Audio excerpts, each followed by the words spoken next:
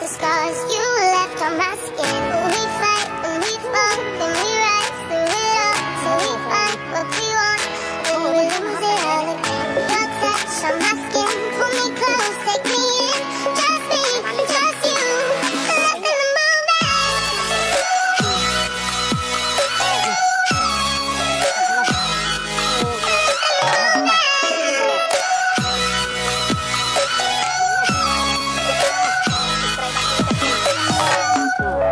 Nowhere left to run. Trying to buy our time. We know it's all done. Take a bow, you win. Swim against your tide, keeps pulling me in.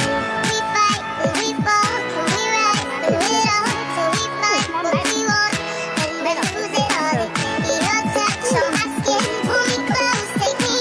Just me, just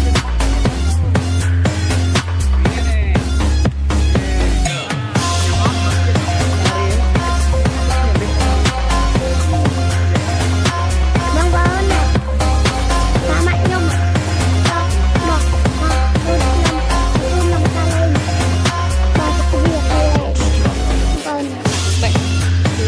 left in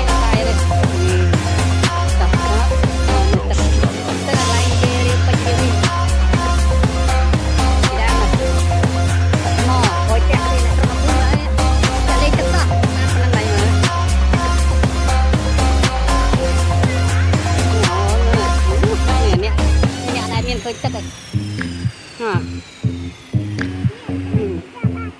Lên chắc cái này.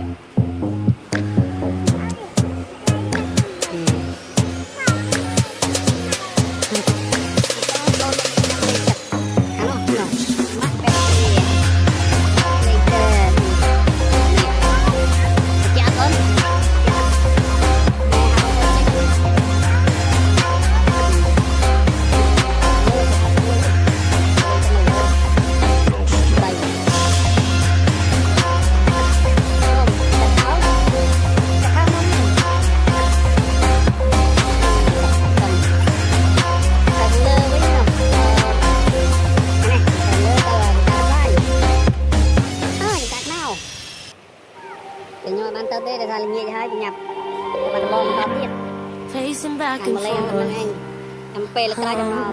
I don't understand why you're standing right here. All your shots have scored.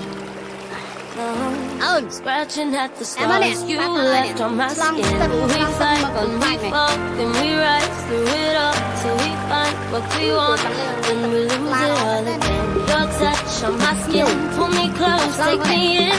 Just me, just you, left in the moment.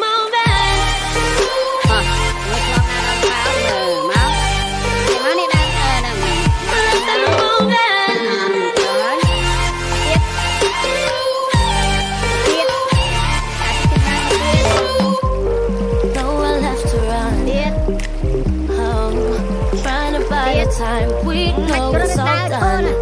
Take a bow, win. Slam against your tide, keeps pulling me in.